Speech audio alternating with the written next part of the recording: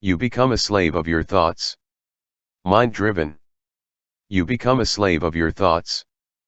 Limitations/defects of senses.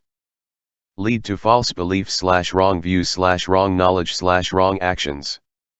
Mind-driven means something is motivated, influenced, or controlled by one's thoughts, ideas, or mental processes rather than external factors or emotions. Here's a more detailed breakdown. Focus on internal processes. Mind-driven emphasizes the role of internal mental activity in shaping actions or decisions. Examples of mind-driven actions. Idea-driven. A project or initiative that stems from a creative concept or vision. Data-driven. Decisions or strategies based on the analysis of data.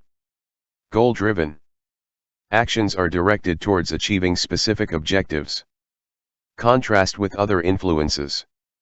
Mind-driven can be contrasted with emotionally driven, where actions are based on feelings. Or externally driven, where actions are dictated by external factors or demands. Synonyms. Other words that convey a similar meaning include thought-driven, intellectually driven, or rationally driven. From where we are there is always a path toward love.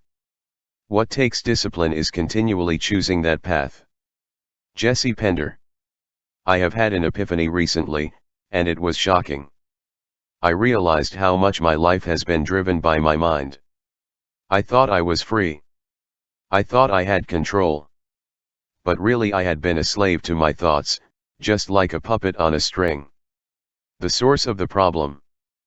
The signs were evident, but I hadn't put all the pieces together.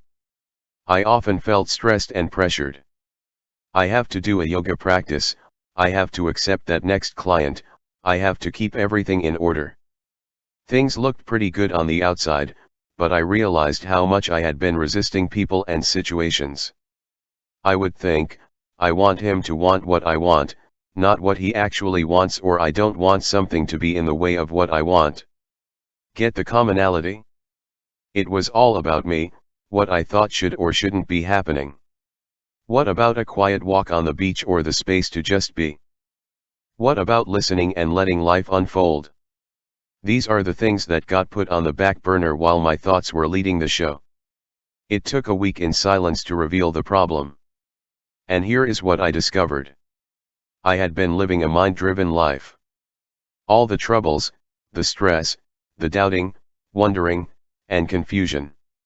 The source of all of it was letting thoughts drive my life. The lovely effects. It's been just over a month now. Why I haven't been writing here. And the shift has been dramatic. I don't believe or give attention to one single thought. Not one. And the results are no more resistance to anything that happens. Ever. It takes a belief or expectation to resist. No more stress. Stress is based on shoulds, have tos, and musts. All thoughts. No more person who thinks she must be in control. Gail is seen as simply thoughts, preferences, and feelings. There is no real entity that is me. Endless peace. Persistent contentment that never goes away. This doesn't mean that thoughts don't appear. They absolutely do. But my desire for peace is so unwavering that I give them no attention. Like emptying the gas tank, thoughts without attention simply lose their oomph and eventually grind to a halt. Endless returning. I am discovering that thoughts can wriggle in almost undetected if I'm not vigilant enough. When I am the least bit off. Irritable, nervous, cranky. I need to return to my conviction for peace and determine how a thought has taken hold. The hidden treasure is always here. Somehow mind has taken charge, but the power of disconnecting attention from the thought leaves me simply aware. Not aware of anything in particular, but conscious, alive, and oh, so peaceful. Which brings me to the core realization of the end of the mind-driven life. And here it is. Your true identity is not the separate you, the man or woman who you think you are, your needs, preferences, history, hopes, relationships. Who you are is the space in which all of this arises. You are aware presence, conscious and alive. My friend, Rupert Spira, offers the metaphor of a room full of furniture. Who you are is the space, not the furniture. And the space is undisturbed no matter what is in it. Anything can appear. Beliefs, expectations, strong feelings, illness, pain. You, the space, are at peace with all of it. You are infinitely non-resistant to everything, welcoming completely yet remaining untouched. Your turn. If you are interested in the end of your troubles, begin experimenting to make your own discoveries. Take a look to see how much thought controls you and your life. Take some time to be quiet, then see what you experience when you think thoughts and when you lose interest in them. This exercise helps you understand that you can choose peace, always. Notice that no matter what you think, feel, or do, you are aware. Put your attention on the awareness instead of on the thoughts and feelings. Let life reveal itself, endlessly, without your control. Our senses, while crucial for experiencing the world, have inherent limitations, including restricted sensory ranges, accuracy, and the ability to adapt to stimuli, meaning we can't perceive everything. Here's a more detailed breakdown. Sensory range. Vision. Humans can only see a narrow band of the electromagnetic spectrum. Visible light.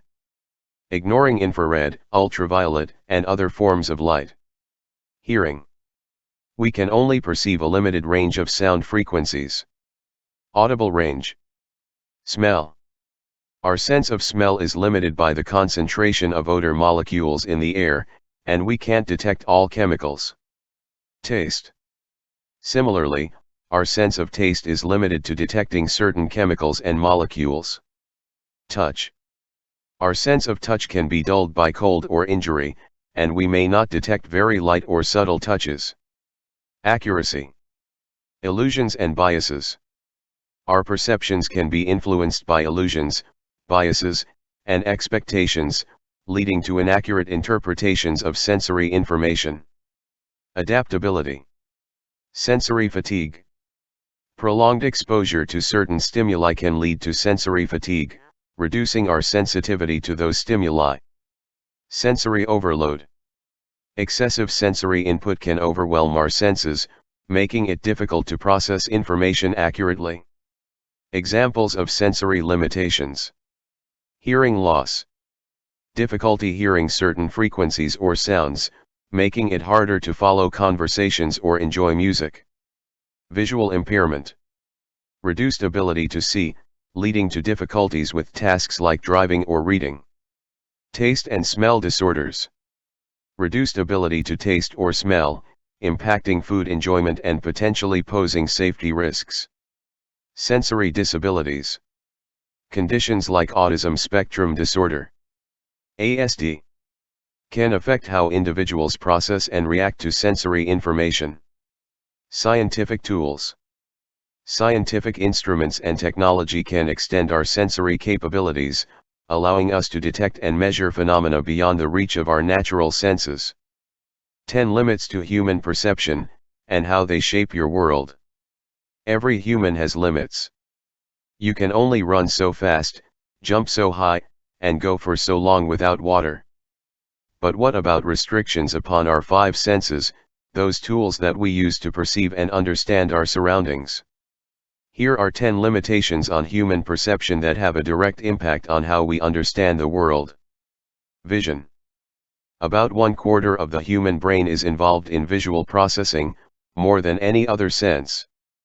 Arguably the most closely studied of the 5 main senses, the Society for Neuroscience claims that more is known about vision than any other vertebrate sensory system. 10. Field of view.